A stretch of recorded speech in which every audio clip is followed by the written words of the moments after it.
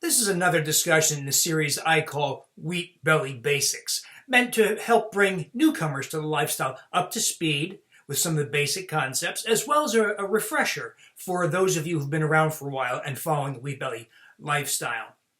I call this one Bread is My Crack. I call it that because many people have said that to me over the years, particularly when you propose to them that they remove all things made of wheat and grains from their life. Many people intuitively know that they're going to experience a very unpleasant process, a withdrawal syndrome that generally starts within several hours of having their last bite or hit of something made of wheat or related grains. They know they'll start to get tremulous, shaky, foggy. They'll start to develop overwhelming cravings for something made of grains or sugar.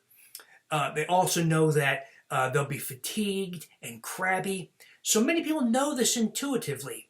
So it drives home the point that when you stop eating wheat and grains, many people experience a withdrawal process, a withdrawal and detoxification process. It is an opiate withdrawal syndrome. Recall that there's a protein in wheat and rye and barley called gliadin, and related proteins in other grains like zein in corn and avenin in oats, that when you stop consuming that protein, it no longer provides a source of these opioid peptides. That is, partially digested small protein fragments that are able to cross into the brain through the blood-brain barrier and bind to opiate receptors.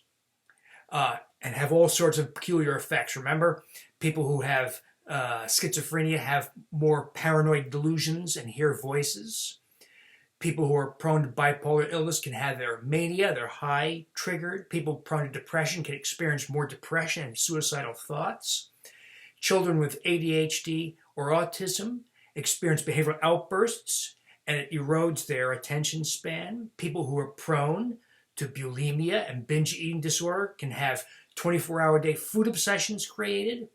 And in you and me, it causes addictive behavior to food, increased appetite. When you stop it, we go through an opiate withdrawal syndrome. Nausea, headache, fatigue, depression that typically lasts about a week or so. And it is unpleasant.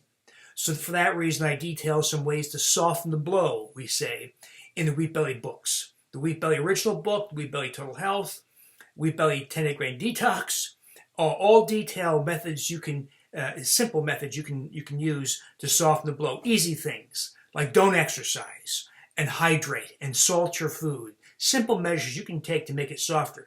If you're going to have withdrawal syndrome, I don't know of a way to not have it.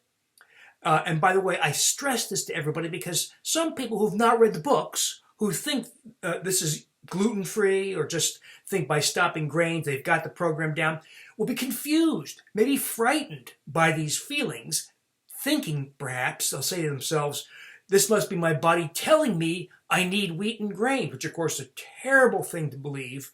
It has nothing to do with need, just as an alcoholic who's missing his fifth of bourbon starts to get shaky and foggy and hallucinate. It doesn't mean that the alcohol is good for him and needs it. It means he's dependent on it.